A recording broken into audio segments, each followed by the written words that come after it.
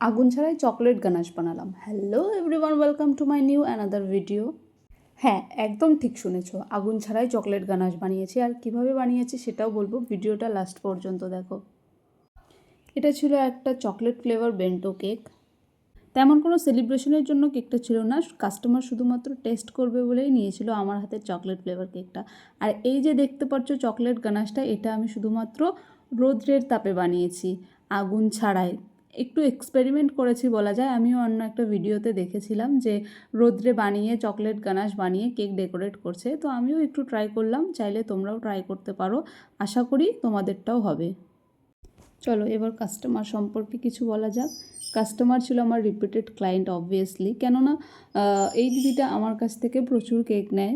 মাসে 3-4টে কেক তো হয়েই যায়, যখন নেয় পরপর চলতে থাকে। তুমি এভাবেই আমার সাথে থেকো। থ্যাংক ইউ সো মাচ তোমাকে এত এত বিশ্বাস করার জন্য। আর আমার এই ন্যাচারাল এক্সপেরিমেন্টটা তোমাদের কেমন লাগলো এবং ভিডিওটা কেমন লাগলো অবশ্যই কমেন্টে জানাবে। আজকের মতন টাটা।